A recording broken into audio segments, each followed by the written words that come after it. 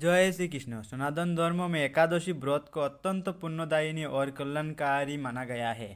ये तिथि भगवान श्री हरि विष्णु को समर्पित होती है, जिसकी कृपा से जीवन के समस्त पाप नष्ट होते हैं, जीवन के कष्ट दूर होते हैं और साधक मोक्ष की दिशा में अग्रसर होते हैं। माघ कृष्ण पक्ष की एकादशी को आने वाली शर्तिला एकादशी विशेष रूप से दान, तप और करुणा का पर्व है। वर्ष 2024 में ये पावन व्रत भक्तों के लिए आध्यात्मिक उन्नति का एक अनुपम अवसर लेकर आ रहा है। शर्तिला एकादशी 2024 में कब है? वैदिक पंचांग के अनुसार शर्तिला एकादशी तिथि का आरंभ 13 जनवरी 2024 को दोपहर 3:17 से होगा और इसका समापन 14 जनवरी 2024 को शाम को 5:52 पर होगा। हिंदू धर्म में उदया तिथि को मान्यता दी जाती है, इसीलिए शर्तिला एकादशी का व्रत 14 जनवरी 2024 को बुधवार को रखा जाएगा और पारायण इसका 15 जनवरी को सुबह होगा। तो पारायण टाइम आपको वीडियो का एंड में मिल जाएगा। शर्तिला एकादशी का आध्यात्मिक महत्व। शर्तिला एकादशी का नाम ही इसके विशेष महत्व को प्रकट करता है। शर्त अर्थात 6 और तिल अर्थात तिल। इस दिन तिल का 6 प्रकार से प्रयोग करने का विधान है। शास्त्रों के अनुसार तिल भगवान विष्णु को अत्यंत प्रिय है और उसका उपयोग करने से दरिद्रता का नाश, पापों का क्षय तथा सुख समृद्धि की प्राप्ति होती है। पुराणों में वर्णना मिलती है कि जो व्यक्ति इस दिन श्रद्धापूर्वक व्रत रखता है, तिल का दान करता है और श्रीहरि का स्मरण करता है, उसके पूर्व जन्मों का दोष भी समाप्त हो जाता है। शर्तिला एकादशी मन, वचन और कर्म तीनों स्तरों पर शुद्धि का पर्व है। शर्तिला एकादशी पर तिल के 6 प्रकार के उपयोग। धर्म ग्रंथों में शर्तिला एकादशी पर तिल के 6 उपयोग बताया गया है, जिसका पालन करने से व्रत पुण्य फलदायी होते हैं।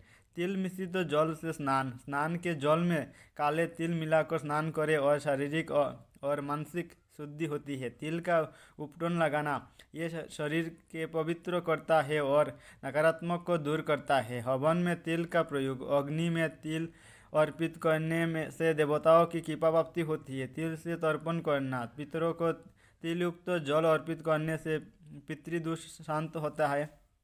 भोजन में तिल का सेवन। तिल युक्त भोजन प्रसाद रूप में ग्रहण करना शुभ माना गया है। तिल का दान। अपनी सामर्थ्य के अनुसार तिल का दान करना इस व्रत का प्रमुख अंग है। शर्तिला एकादशी पर क्या दान करें? इस पावन दिन अन्न दान को सर्वश्रेष्ठ माना गया है। अन्न दान से न केवल भूखे का पेट भरता है, बल्कि दाता को जीवन में भी सुख, शांति और समृद्धि का वास होता है। इस शुभ अवसर पर आपको कोई भी सेवा संघ में या कोई भी आपको जगह में दान दे सकते हैं। दुखी, निर्धन, दरिद्र या बच्चे लोगों को आपको भूखे को भोजन करा सकता है आपको, या तिल का दान कर सकता है। ब्राह्मणों को दान करे इस दिन दान करने से और आपको पुण्यों को भागी होगा। आपको पुण्य भी मिलेगा। शर्तिला एकादशी त्याग और सेवा के मार्ग पर चलने की प्रेरणा देती है। इस दिन भगवान श्री विष्णु की आराधना करें, व्रत रखें, तिल का प्रयोग करें और जरूरतमंदों की सहायता करें। अपने जीवन को सार्थक बनाएं। ये पर्व केवल भौतिक सुख संपदा ही नहीं, बल्कि आध्यात्मिक उन्नति और मोक्ष का मार्ग भी प्रशस्त करता है। यथा दीपो घृतोदीतो तथा दानम प्रवृत्तम च सफलम च भवेत्।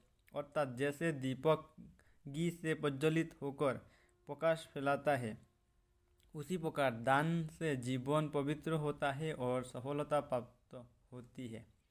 इस शर्तिला एकादशी पर दान और धर्म के प्रकाश से अपने जीवन का आलोकित करें।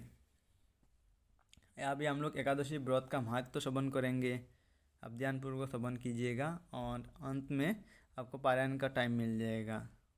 शर्तिला एकादशी का व्रत महत्व। युधिष्ठिर ने श्री कृष्ण से पूछा, भगवान माघ माह के कृष्ण पक्ष में कौन सी एकादशी होती है, उसके लिए कैसी विधि है तथा उसका फल क्या है, कृपा करके ये सब बातें हमें बताइए। श्री कृष्ण बोले, निपोश्रेष्ठ, माघ माह के कृष्ण पक्ष की एकादशी शर्तिला के नाम से विख्यात है, जो सब पापों का नाश करने वाली है। मुनिश्रेष्ठ पुलस्त ने इसकी जो पापहारिणी कथा दालव्य से कही थी, उसे सुने दालव्य ने पूछा, ब्राह्मण मृत्युलोक में आए हुए प्राणी प्राय पाप कर्म करते रहते हैं, उन्हें नरक में न जाना पड़े, इसके लिए कौन सा उपाय है, बताने की कृपा करें।